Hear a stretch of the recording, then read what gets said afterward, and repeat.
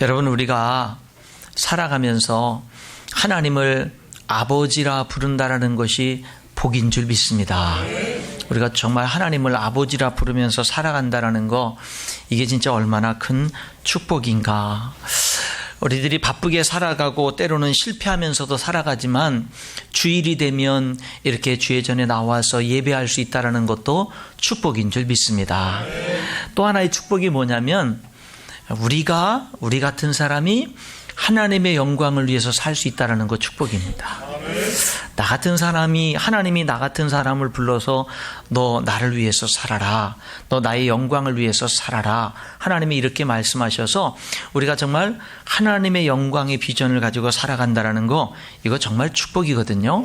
여러분, 정말 여러분의 삶이 진정으로 하나님의 영광을 위해서 살아갈 수 있기를 주님의 이름으로 축원합니다. 정말 하나님의 영광을 위해서 사는 거.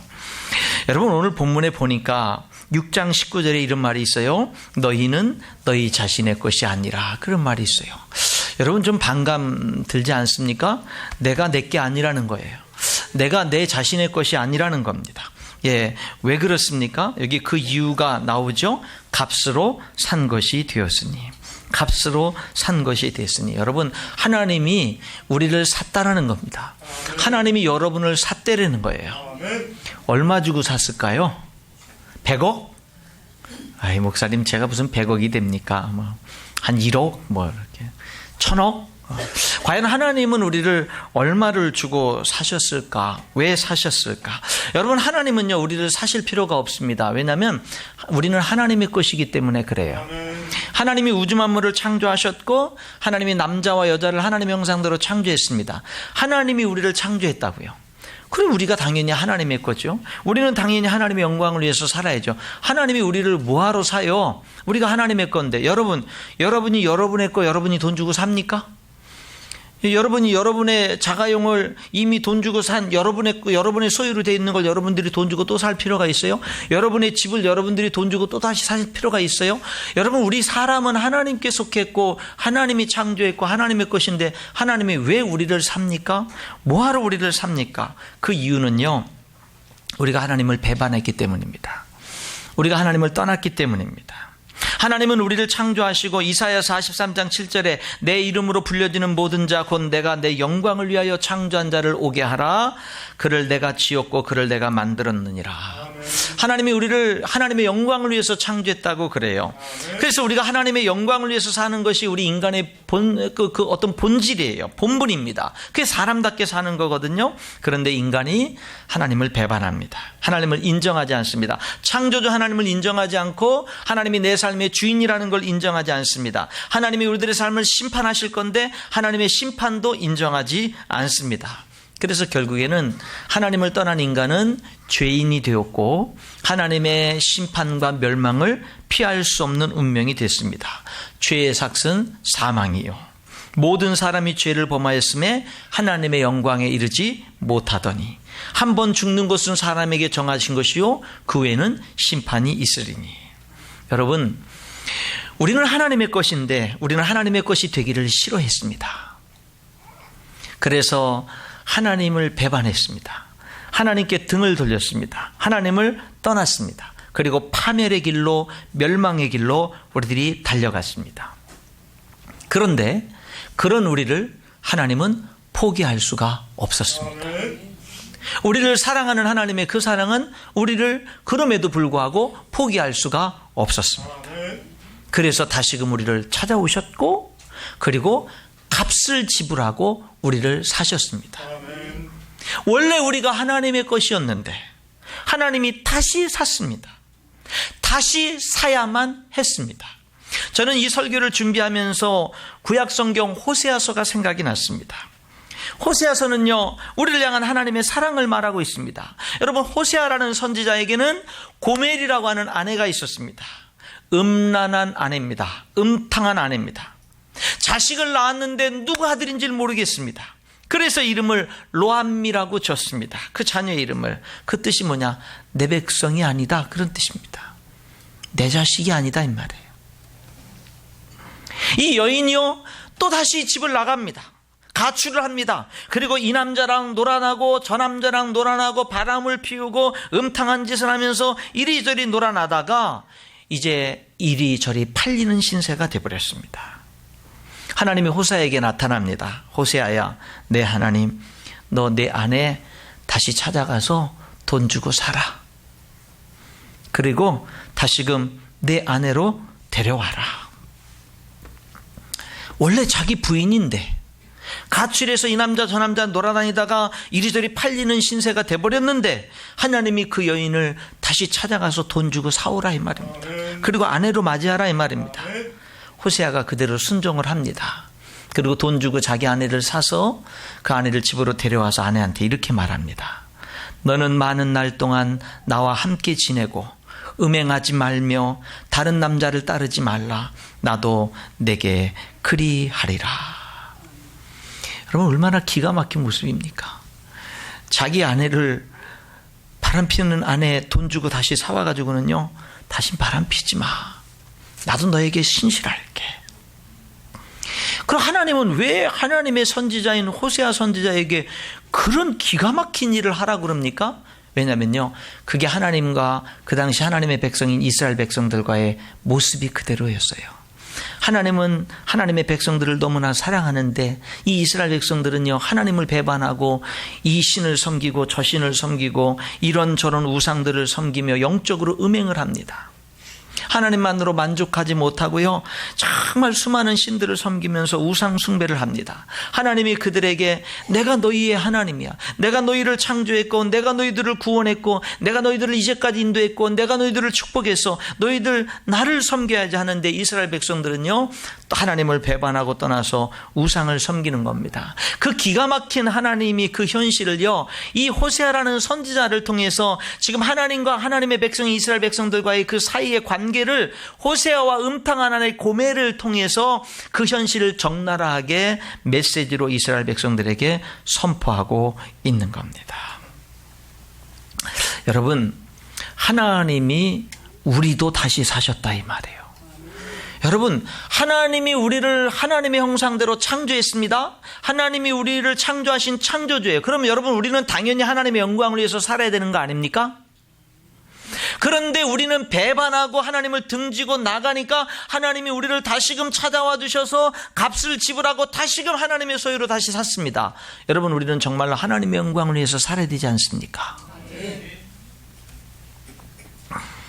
그럼 이런 질문을 해보는 거죠. 얼마 주고 샀을까? 사도행전 20장 28절에 하나님이 자기 피로 사신 교회. 베드로전서 1장 18절 19절에 너희가 알거니와 너희 조상이 물려준 헛된 행실에서 대속함을 받은 것은, 구속함을 받은 것은 은이나 금같이 없어질 것으로 된 것이 아니요 오직 흠없고 점없는 어린 양 같은 그리스도의 보배로운 피로 된 것이니라. 그리스도의 보배로운 피로. 베드로전서 2장 24절에는 친히 나무에 달려 그 몸으로 우리 죄를 담당하셨으니. 여러분, 하나님이 저와 여러분, 당연히 하나님의 거인 우리들을 다시금 하나님의 것으로 다시금 확실히 삼기 위해서 여러분, 하나님이 얼마를 지불했어요? 피값을 지불했어요. 아멘. 여러분, 피값을 얼마나 지불했어요? 헌혈하듯이 뭐 몇 리터 조금 그렇게 헌혈하듯이 그렇게 피값을 지불했어요? 안 해요. 예수님 십자가에 달려서 뭐 손과 발에 못이 박히고 창에 허리에 창으로 찔려가지고 모든 온몸에 있는 물과 피를 하나도 남김없이 다 흘리심으로, 목숨을 잃음으로, 죽으심으로, 피를 다 흘리심으로 우리를 하나님의 것으로 삼으셨습니다. 그게 구원받았다는 뜻이에요. 그게 예수 믿고 죄 용서 받았다는 뜻이고, 그게 예수 믿어 우리가 구원받고 하나님의 자녀가 됐다는 뜻입니다. 여러분, 예수님 믿으시죠? 여러분, 예수님 믿고 구원받은 확신이 있으시죠? 하나님의 자녀가 된 확신이 있으시죠? 그게 무슨 뜻이냐면 하나님이 우리를 다시 샀다는 뜻이에요. 얼마 주고 하나님의 생명, 독생자 예수님의 생명 대신 죽이시고 그 생명의 값을 지불하고. 여러분, 하나님이 우리를 사기 위해서 100억을 지불하는 게 힘들겠어요? 1000억을 지불하는 게 힘들겠어요? 몇십조를 지불하는 게 힘들겠어요? 전능하신 하나님이, 우주 만물을 창조하신 하나님이, 말씀 한마디로 천지 만물을 창조하신 하나님이 여러분 우리를 구원하기 위해서 은이나 금으로 지불을 한다고 하면 뭐가 어렵겠어요? 그런데 하나님이 지불하기 제일 힘든 게 뭐예요? 한 분밖에 안 계시는 독생자 예수님의 생명을 대신 내어주는 거. 이건 하나님도 힘든 거 아니에요? 이건 하나님도 지불하기 어려운 거 아니에요?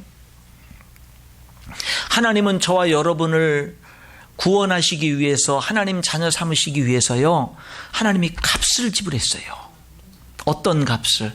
하나님이 치를 수 있는 최고의 값을, 하나님이 치를 수 있는 최고의 값을 지불했습니다.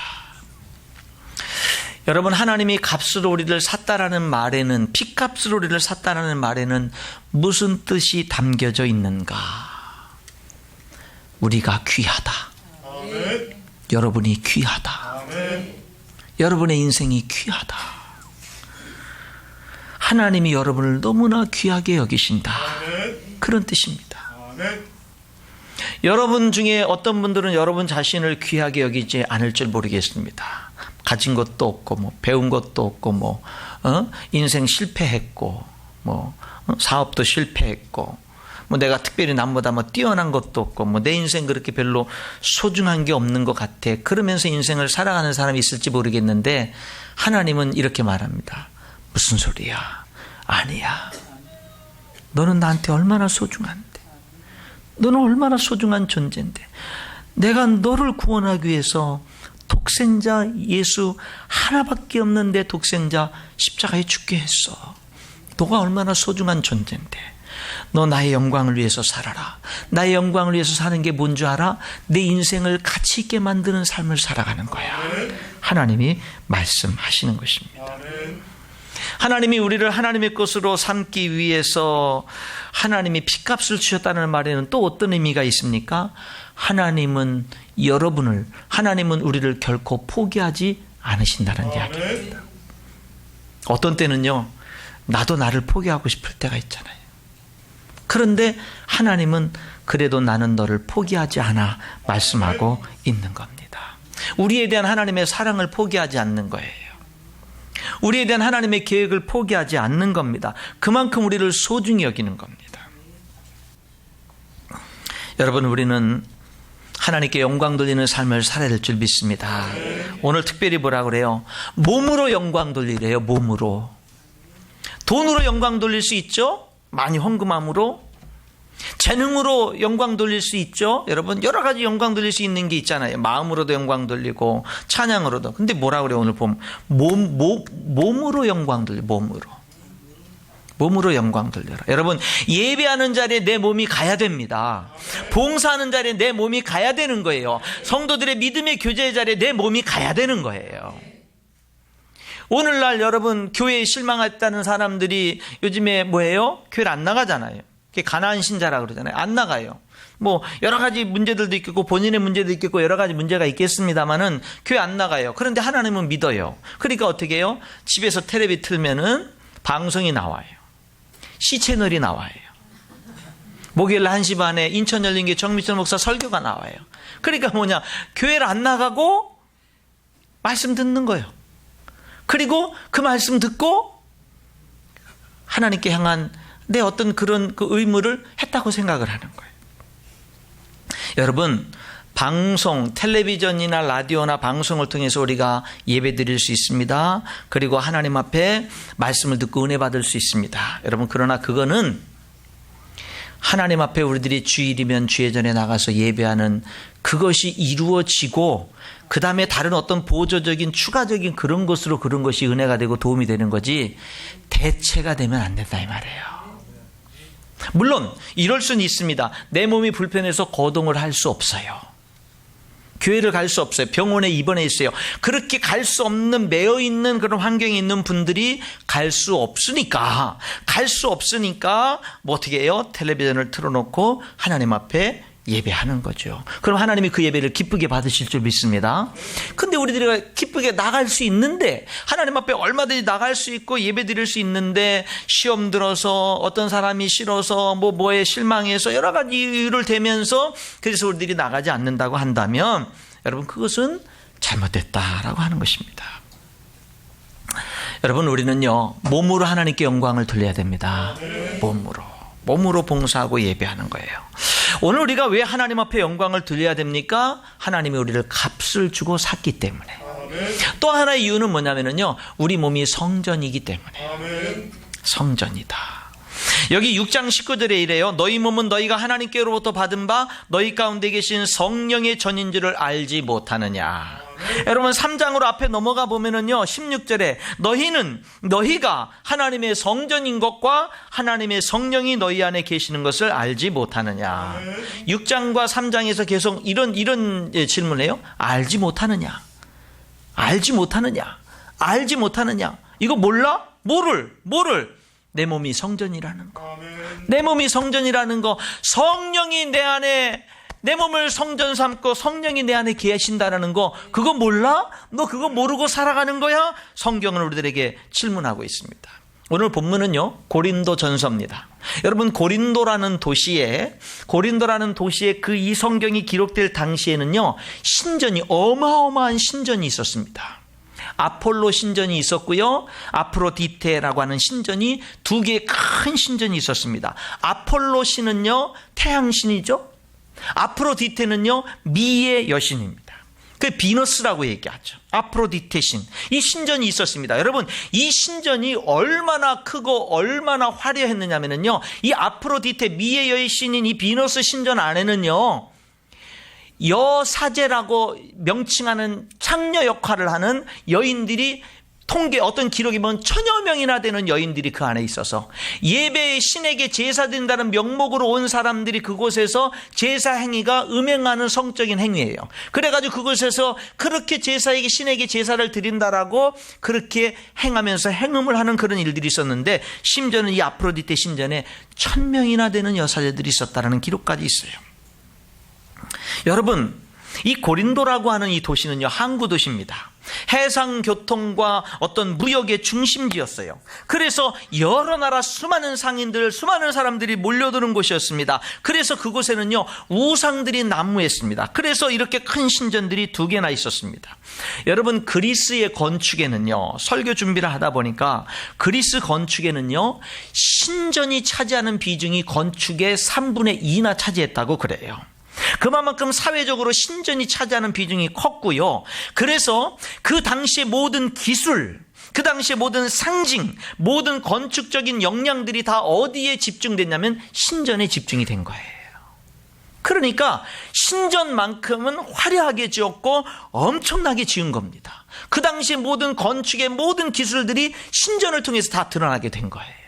그러니 얼마나 크고 얼마나 화려한 그런 도시가 고린도입니까? 그 도시에 복음이 전해진 거예요. 예수 믿는 사람들이 생긴 거예요. 그래서 그 사람들이 예수님을 믿고 구원받게 된 거예요. 그러니까 여기에 사도 바울이 그 성도들, 그런데 뭐예요? 그 도시가 음란한 도시잖아요. 집 바깥에 나가면 음란한 것들이 난무하잖아요. 그러니까는 고린도 교회 안에도, 예수 믿는다는 성도 안에도 음란한 죄에 빠진 성도들이 있게 되는 거예요. 그러니까 여기 사도 바울이 이 고린도 전서를 쓰면서 하는 얘기가, 너희 몸이 성전인 거 몰라? 너희 몸이 성전인 거 몰라? 하나님의 성전을 더럽히면 안 되잖아. 그렇게 말하고 있는 겁니다. 여러분, 너희는 누구든지 하나님의 성전을 더럽히면 하나님이 그 사람을 멸하시리라. 하나님의 성전은 거룩하니 너희도 그러하니라. 여러분 사도 바울이요 지금 보니까요 정말로 아폴로 신전이 엄청납니다. 아프로디테 신전이, 비너스 신전이 엄청납니다. 그 안에 수많은 사람들이 있습니다. 화려합니다. 예, 정말로 대단합니다. 사람이 주눅 들 정도입니다. 그런데 그곳에 하나님의 임재는 없습니다. 그곳에는요 음행과 음탕한 것이 난무합니다. 하나님은 그곳에 없습니다. 그럼 하나님이 어디에 계십니까? 예수님을 영접하고 구원받은 우리 안에 계십니다. 하나님이 내 안에 내 몸을 성전 삼고 내 안에 계십니다. 사랑하는 성도 여러분, 한번 따라 하실까요? 내 몸이 성전입니다. 여러분의 몸이 성전이라는 거예요. 오늘 성경이 그렇게 말하는 거예요. 여러분, 우리는요, 교회에 심써 모여야 돼요. 심써 모여서 예배를 심써야 되고 교제를 심써야 됩니다. 근데 거기서 끝나면 안 되고 다시금 우리들은 예수님의 이름으로 우리에게 허락하신 직장으로, 일터로, 학교로 나가서 그곳에서 뭐를 해야 돼요? 예수님의 증인이 돼야 되고 하나님의 사람으로 살아야 되고 세상의 빛과 소금의 사명을 감당해야 될 줄 믿습니다. 그게 제대로 된 성경이 말씀하는 교회다 이 말입니다. 우리 몸이 성전이에요. 가장 거룩한 성전은 우리 몸입니다. 여러분의 몸입니다. 여러분이 어디를 가도 여러분의 몸이 성전입니다. 그래서 우리는 우리 몸으로 하나님께 영광을 돌려야 돼요. 우리의 삶으로 하나님께 영광을 돌려야 됩니다.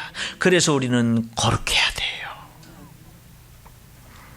너는 청년의 정욕을 피하고 주를 깨끗한 마음으로 부르는 사람들과 함께 의와 믿음과 사랑과 화평을 따르라 그랬습니다. 여러분, 하나님 나라에는 많은 그릇이 있는데 하나님은 깨끗한 그릇을 귀하게 사용한다 그랬습니다. 깨끗한 그릇을 귀하게 사용한다. 여러분, 우리는 왜 하나님께 영광을 돌립니까? 하나님이 우리를 다시 샀기 때문에. 우리의 몸이 하나님의 성령이 거하시는 거룩한 성전이기 때문에 우리들은 하나님께 영광을 돌려야 돼요. 하나님께 영광을 돌리려면 거룩해야 돼요. 성전을 거룩하게 가꿔야 돼요. 여러분, 우리의 몸은 주님을 위합니다.